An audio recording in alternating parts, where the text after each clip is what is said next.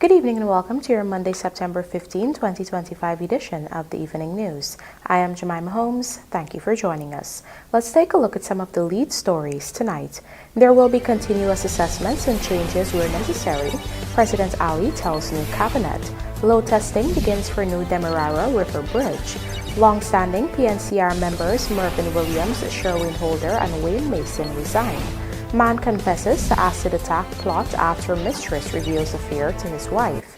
After being released from prison for domestic violence, BERBICE man hacks wife to death then commits suicide. And SOPHIA woman dies after a gas explosion. Family plans legal action.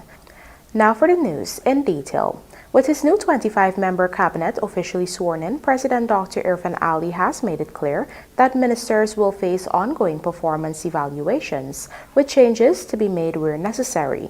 Speaking to the ministers during their swearing-in ceremony on Saturday, the head of state emphasized that this new government is about results, people, efficiency, transparency, and relentless hard work. Here's a look. That the next 5 years are the most decisive years in our history.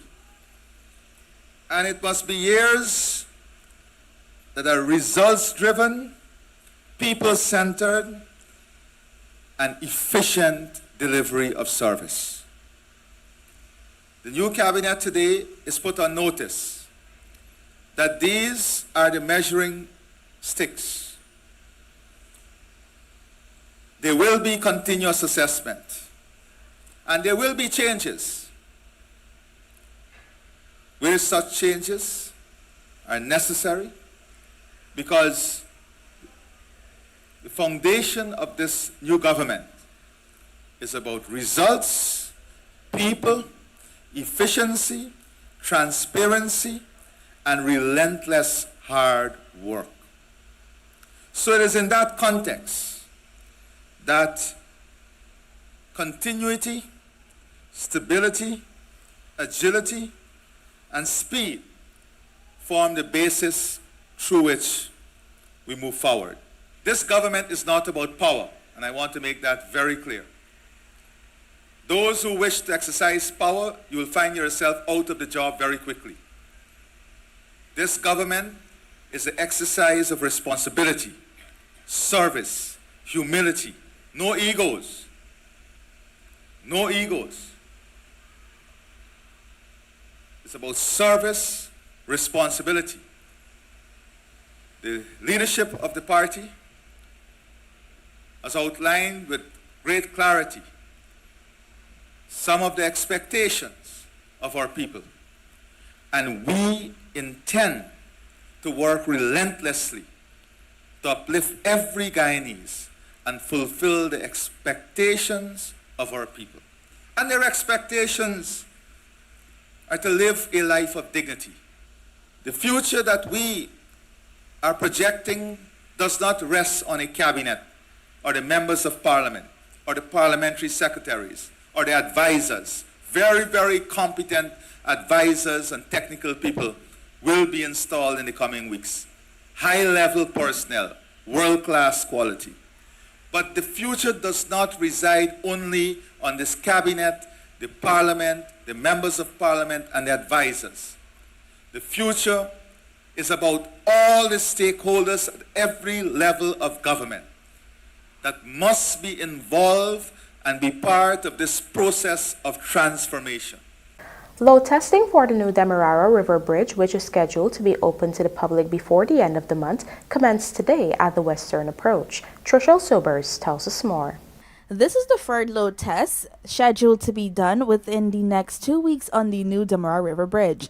On Monday, a load test was done on the western approach of the bridge. Testing will also be done on the eastern approach of the bridge on September 16, with a tentative load testing on the high span scheduled for September 25. The new Demerara River Bridge is set to open to the public before the end of September. Public Works Minister Juan Edgel had previously told this newscast that the load testing activity will entail the placement of about 16 heavyweight vehicles at various sections of the bridge. The new crossing consists of 4 lanes and spans 2.6 kilometers, connecting Nandi Park on the east bank of Demerara to Lagrange on the west bank of Demerara.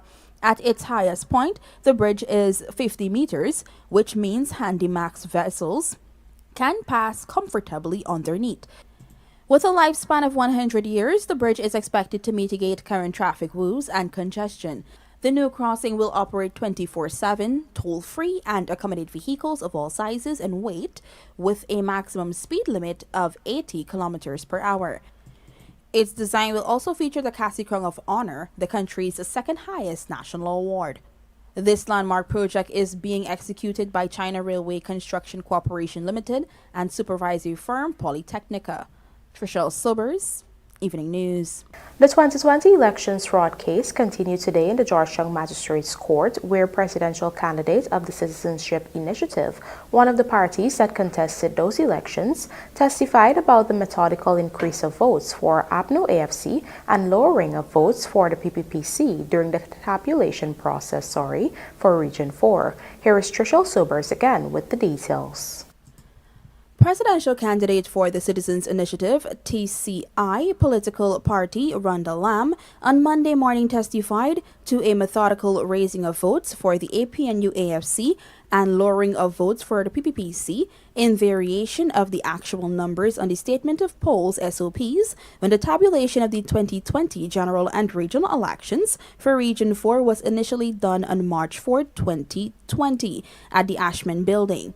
Lamb also testified to having 330 verified SOPs in her possession at the time of the tabulation and witnessing then clerk for the Guyana Elections Commission Enrique Levan, who was calling out the SOP's numbers, moving a flash drive from the main tabulation area and then later returning with a flash drive.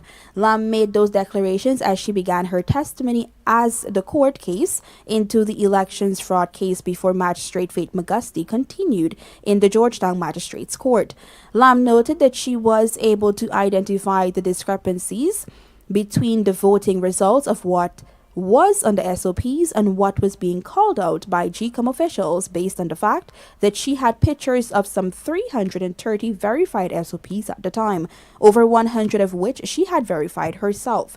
A witness for the prosecution, Lam, took the stand and testified of various events occurring between the 4th to 12th of March 2020 when then returning officer for Region 4 Claremont Mingo made two different attempts to declare results for Region 4, with the numbers later deemed fraudulent. According to Lam, the tabulation continued through to approximately 3:30 hours on March 5, 2020, at which point the then Chief Elections Officer Keith Lowenfield instructed the election agents and observers to return at 9 hours for the continuation of the tabulation. However, the tabulation would never continue as Mr. Mingo would later attempt to declare a result without the completion of the tabulation. Those results announced by Mingo initially awarded the win to the ruling A Partnership for National Unity for Change, APNU AFC. However, this proved fraudulent as it was later revealed that the election was won by the People's Progressive Party, Civic PPPC.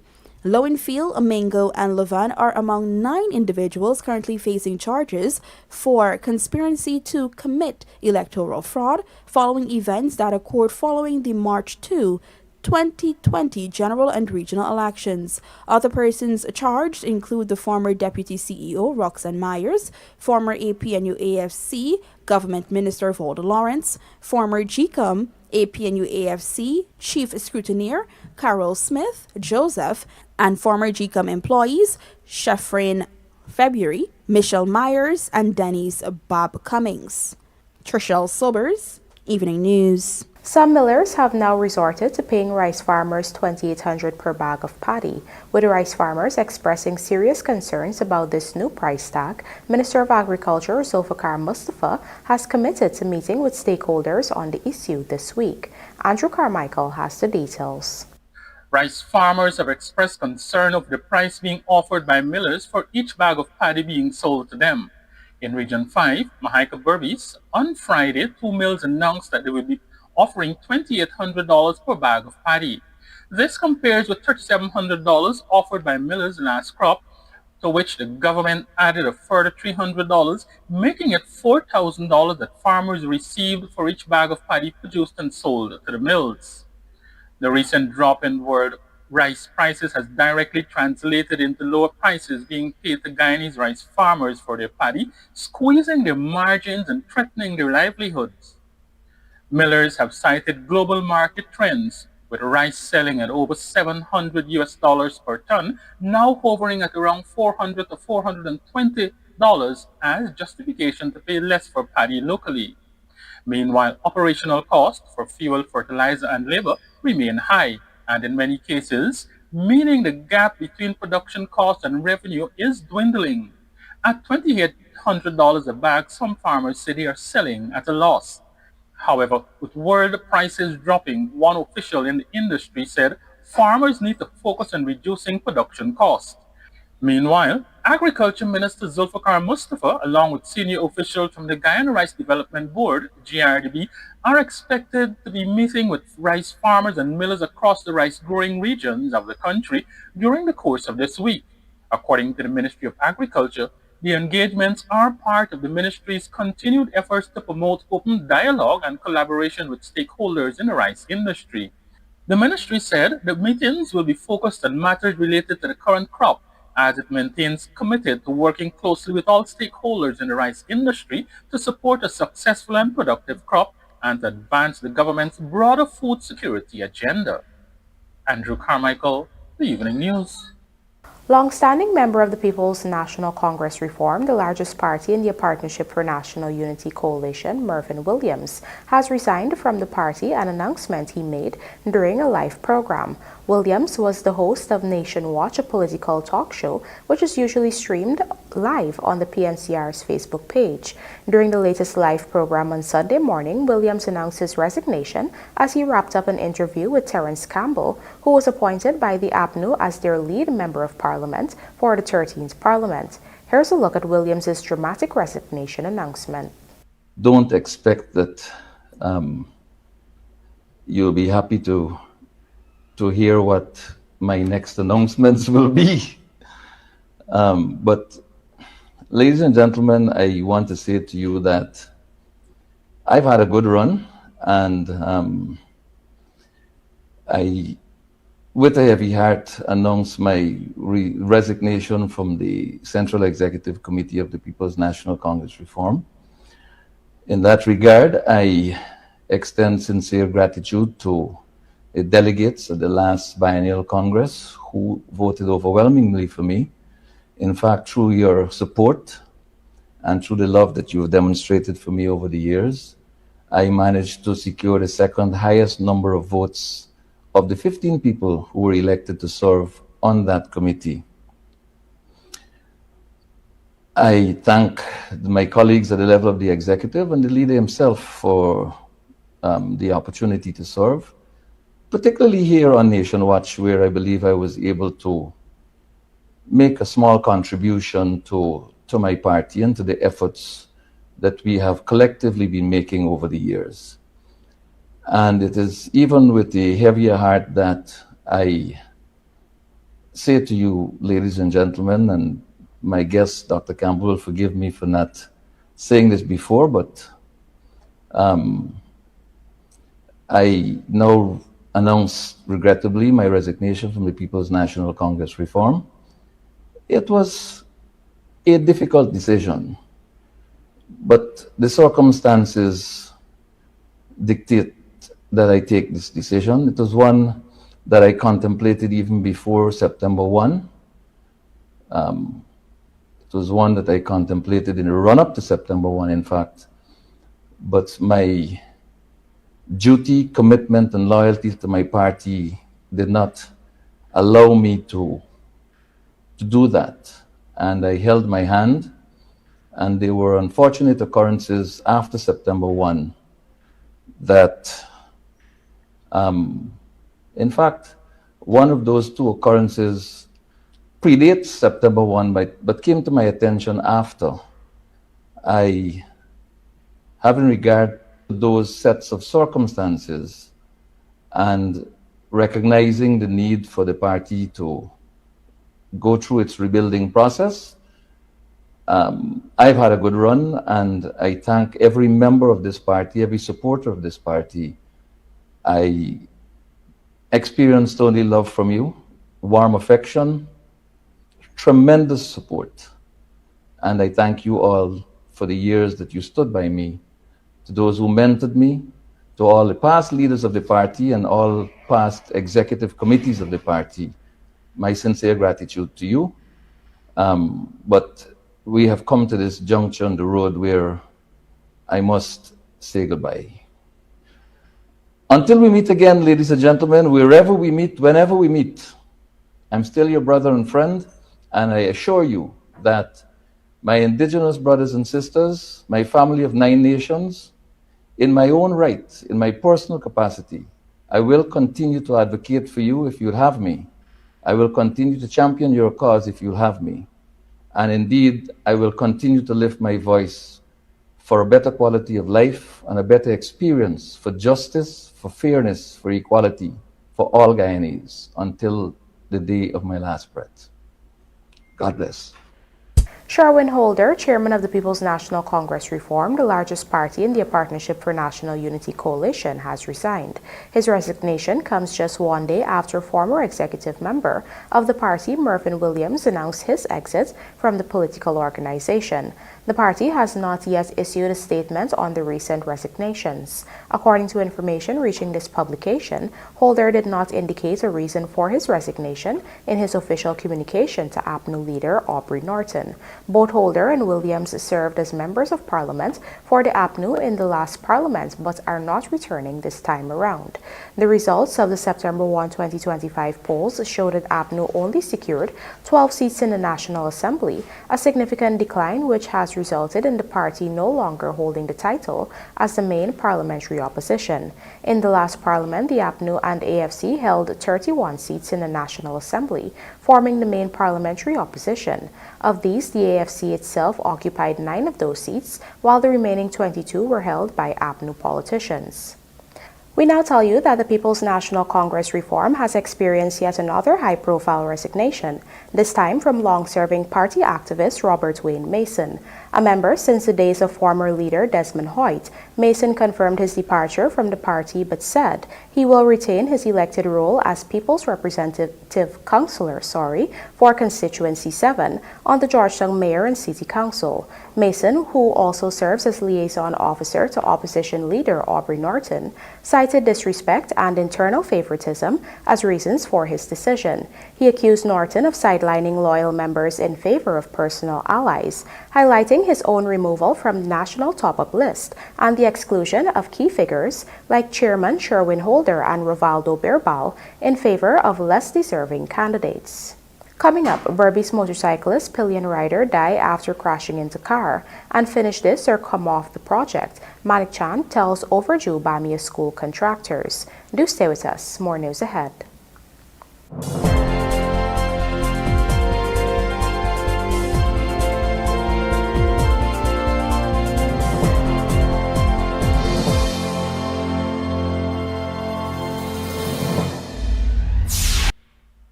Looking to bring your dream home to reality? Or simply taking on a home improvement project? Then National Hardware Limited is where you should start. Let us put that touch to your home.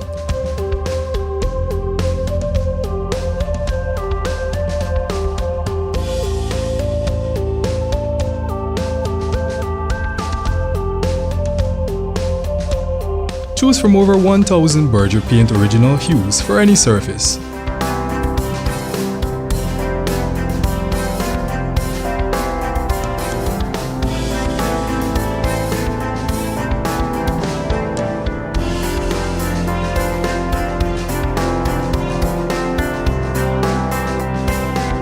We are known for our trusted brands such as Westinghouse, Philips, Sadco, Rubbermaid, Pyrex, Gibson Home, and so much more. National Hardware Limited, your do-it-best store. Located in downtown Georgetown and industrial site Rhymeville. Granny! What are you doing on the right of way? Like you're saying let the sunshine stretch your legs. Sunshine? Look, forget I ask. You know you're not supposed to be on the right of way, Granny. But I am digging, building, burning or planting. No horsing wrong, no horse riding or nothing for doing horses. But sunshine? What? You and Sunshine get out the right away. Sunshine, let me glad. Good.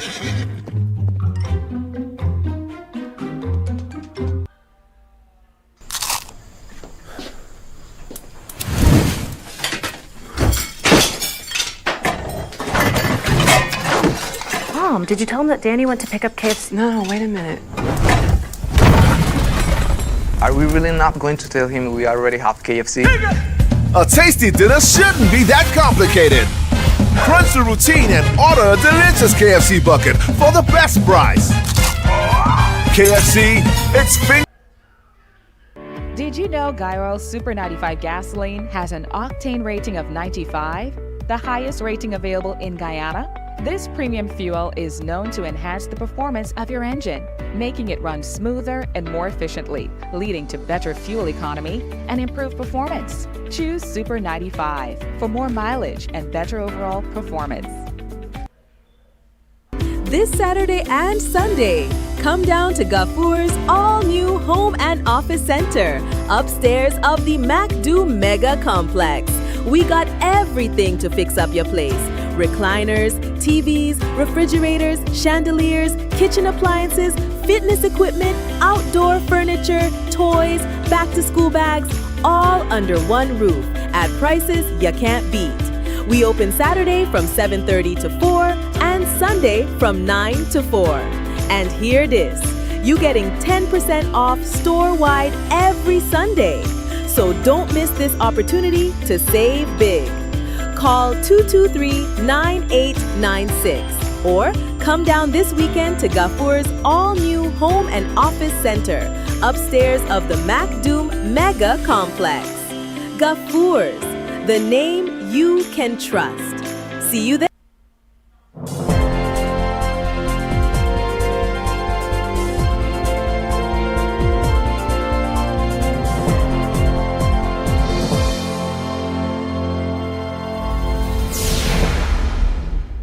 Welcome back. You're watching the evening news. Kieron Mervyn Daniels, a 32-year-old from Ivelet Pasture, East Bank, Essequibo, has confessed to masterminding the September 3 acid attack on East Street, Georgetown, which injured 2 women. He identified 2 accomplices, one who carried out the attack and another involved in the planning, both of whom are now being sought by police.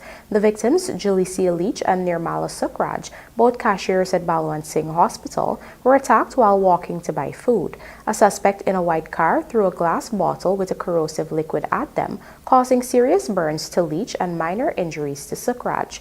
Leach was admitted to the burn unit at Georgetown Public Hospital, while Sukraj was treated and discharged the same day. Daniels admitted Leach was the intended target, citing a deteriorated relationship and revenge after she revealed their affair to his wife. We now tell you that in yet another tragic incident of domestic violence in the country, a Crabwood Creek woman was on Sunday hacked to death by her husband, who then committed suicide. In this Andrew Carmichael report, we learned that the woman was constantly subjected to threats from the man with whom she had 2 children.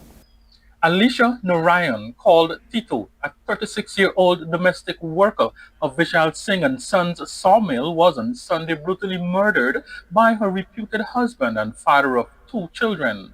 The murderer, Ram Singh, who also worked at the sawmill, committed suicide after the incident. The incident occurred on Sunday morning at about 9:15 at the sawmill where the couple had also been living. While they had 2 children together, ages 4 and 8 years old, the woman had another child from a previous relationship. At the time of the incident, only the 4-year-old was living with the couple. I can't take it. It very hurt me.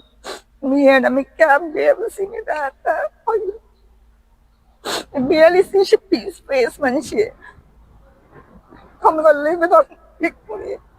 It's very hard being able. That was Rosanna Ali, the mother of the now dead woman. It is understood that Singh had returned home 3 weeks ago after spending 3 months in prison for a domestic violence incident where he assaulted Narayan. When on Sunday morning he reportedly told family members that he was going to take her life. It was reported that it was not the first time he made those threats.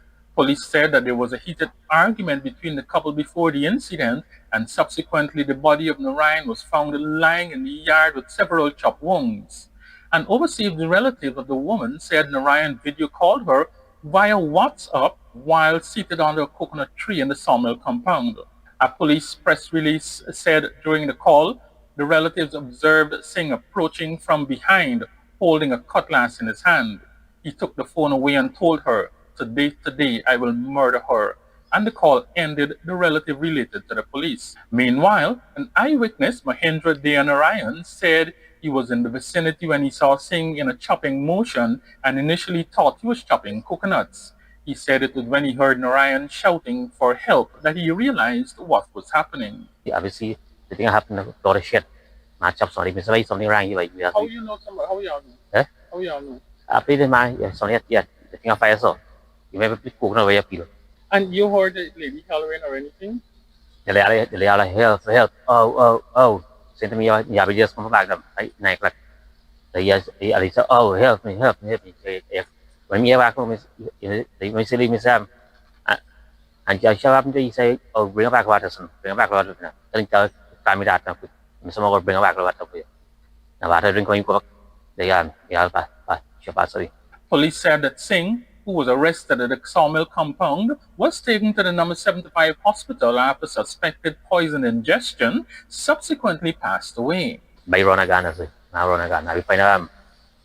You're trying to in a ram, I was coming there. Drink poison. Oh. How y'all know you drink poison? How y'all know you drink? After I get some for any no poison by when you motor code. And you drink poison? Yes, I drink poison clean when you go to your code. Meanwhile, the now dead man's daughter Felicia Narayan said she received a phone call from a neighbor informing her that Singh was assaulting her mother. She then took a taxi and went to the sawmill compound. When she arrived, her mother's body was lying motionless with what appeared to be chopped wounds. The neighbor called me and told me how Ram Singh and my mother brought her to your backyard. And I asked if she get anybody for send in to see or help or do anything. She said nobody don't want to go. And because she should go and see. And when she go, she called me back. She told me how the man chopped she. Then the same time I go. Then when I reach it, the man don't gone, and I just see she there also. When I went there, I see my mother in a condition I don't want to see she in. She whole skin full of bare blood. The whole put is such a put, clean. I whole arm need cap clean. So the one says so. All over the whole sea so get them over Paris some thing so and all the chapel. They had though they hand get chapel mark because that's something. They had problems in lines of the house. Narayan's mother, Rosanna Ali, said her daughter was living in an abusive relationship.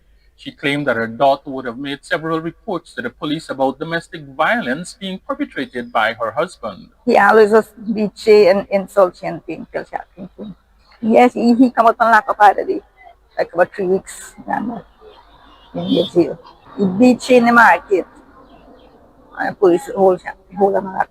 Meanwhile, police described Singh as someone who was known to law enforcement officers in the Port Morentin area, where he was arrested on several occasions for the use of illegal substances.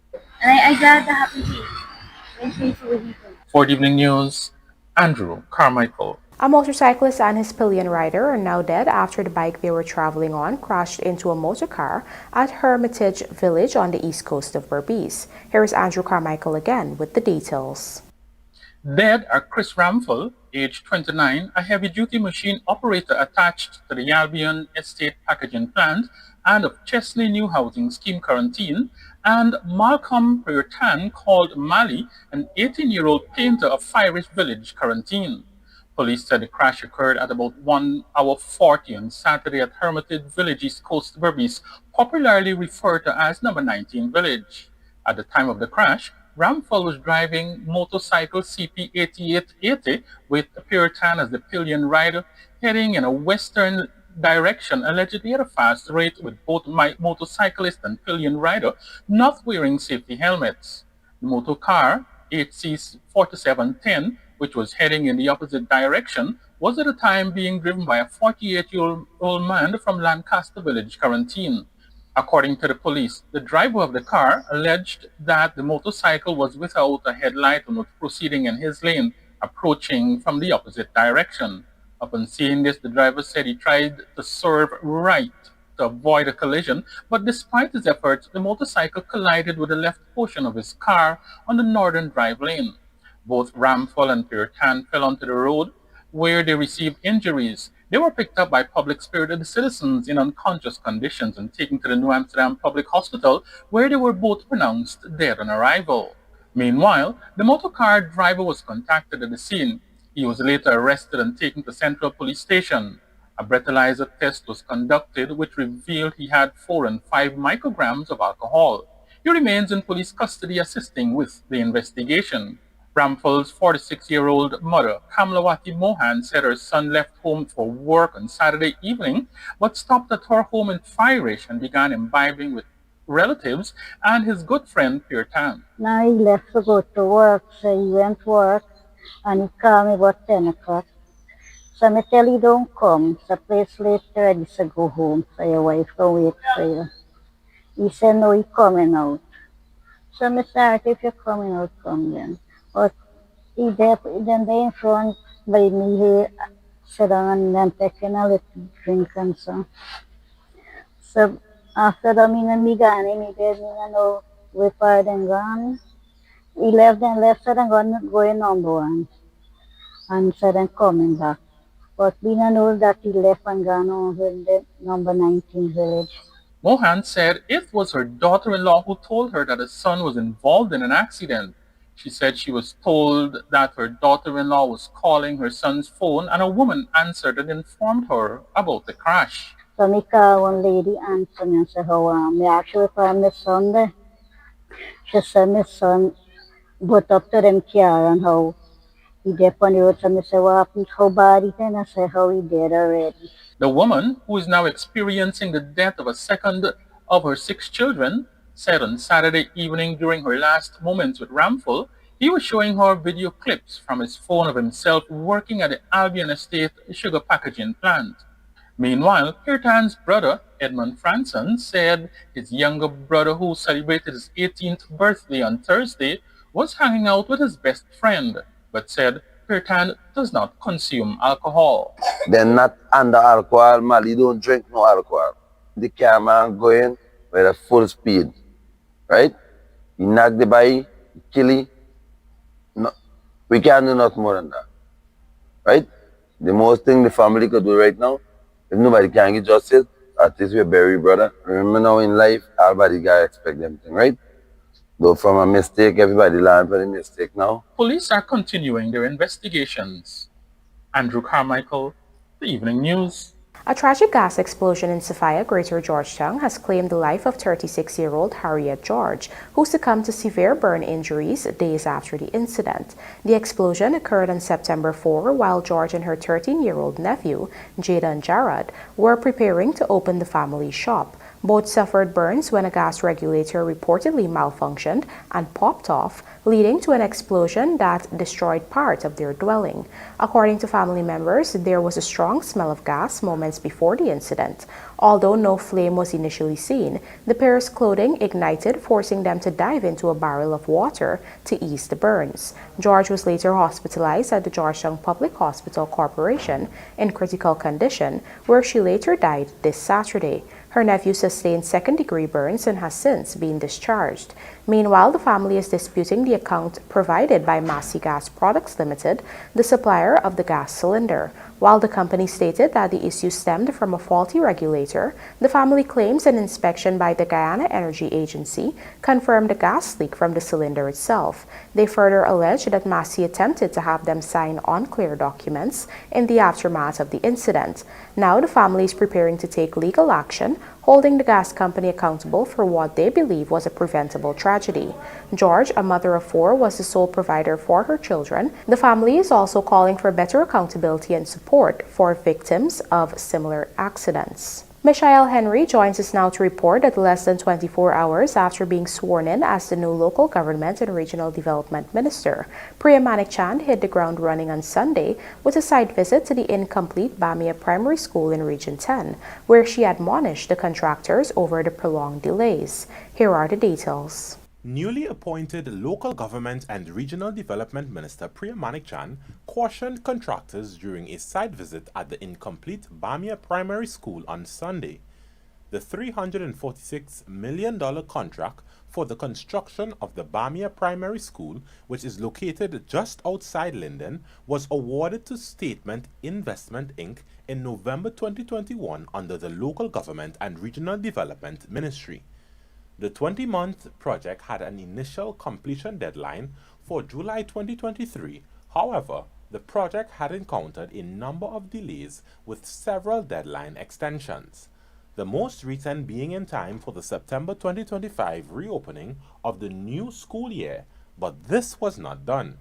On Sunday, Minister Manikchan conducted a site visit during which she engaged the contractors and cautioned them that they either finish the project in accordance with the newly set timelines or someone else will be given the project to finish. And the contractors have been told that it's either they finish this or come off the project. So we're very clear about what we want for the children who are going to attend here. Manikchan, who previously served as Education Minister in the last government, lamented on the impact these delays have on the children from that catchment area. Right now, what's happening is the children are on shift or sitting 3 and 4 on a bench, even when they're on shift. But we can't continue that. So we've just had a meeting with the contractor and their subcontractors and gone through all the things that need to be done, and we're going to be putting someone here fully to make sure that these finishing works will be finished, because for the longest while I've been reading that they are close to finishing, but I've also seen other schools where there isn't a push, and other buildings that last leg of finishing take forever. We can't afford that here. These children have to come into this school. In a statement back in April, the contractor Statement Investment Inc. had said the school was now in its final stage of completion, with only minor electrical installations, lighting fixtures, and limited plumbing work remaining. The company indicated that the school was on the verge of being handed over.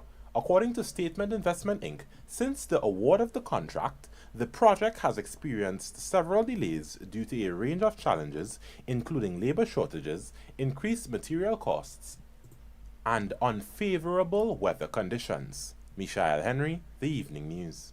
And now for a look at the bridge reports. There will be no retraction of the Demerara River Bridge on Tuesday, September 16, 2025. Meanwhile, the BERBICE River Bridge is scheduled to be closed to vehicular traffic at 12 hours 35 on Tuesday, September 16, 2025 for a period of 1.5 hours. Optimistic captains confidently heading into CPL playoffs, and Amazon Warriors outclass Royals to seal top 2 finish. These stories and more coming up in this evening's Sportcast, sponsored by MacCorp.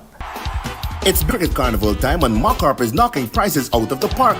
Get the powerful Cat 320 GX for just $30 million, the SEM 655D wheel loader at $17.4 million, or the SEM 636D wheel loaded for only $13.8 million. Each machine comes with free fuel warranty registration, 2 years warranty, and a customer value agreement for the first 500 hours. Don't wait. Register your interest now at MacCorpCat.com or call us today on 703-8618. MacCorp, let's build Guyana together.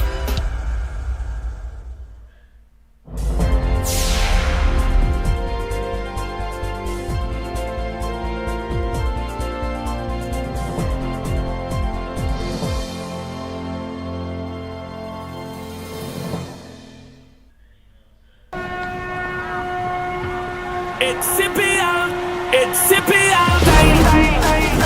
CPL we're all in. Man, girl and boy, feel the CPL joy from every nation in the Caribbean. Larger than life, we're building legends in this Caribbean nation. We're all in. It's CPL time. We're all in. Republic Bank, title sponsor and official bank of the Republic Bank Caribbean Premier League. Granny, what are you doing on the right of way? Like you're saying let the sunshine stretch your legs. Sunshine? Look, forget I ask. You know you're not supposed to be on the right of way, Granny. But I am digging. building, burning, or planting. No horse in the wrong, no horse riding, or nothing for doing horses. But Sunshine? What? You and Sunshine get out the right away. Sunshine, let me glad. Good.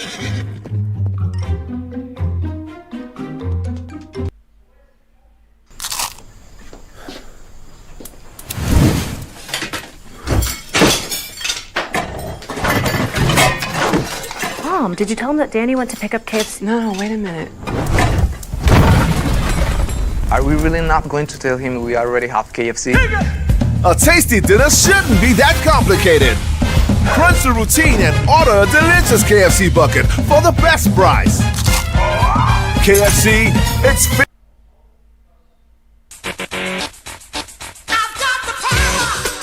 Get the perfect collection of Stanley hand tools today from Sylvie's Variety Store. Quality and reliability in the palm of your hands. From wrenches, measuring tapes, hammers, saws, socket sets, and screwdrivers. With constant perfection in designs and quality, we update our stock to get you the latest product line. Sylvie's Variety Store gets you the right Stanley tool for the job.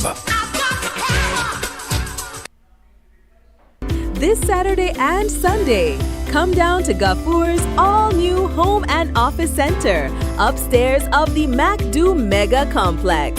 We got everything to fix up your place. Recliners, TVs, refrigerators, chandeliers, kitchen appliances, fitness equipment, outdoor furniture, toys, back-to-school bags, all under one roof at prices you can't beat. We open Saturday from 7:30 to 4 and Sunday from 9 to 4. And hear this, you're getting 10% off store-wide every Sunday. So don't miss this opportunity to save big. Call 223-9896 or come down this weekend to Gafour's all-new Home and Office Center, upstairs of the MacDo Mega Complex. Gafour's, the name you can trust.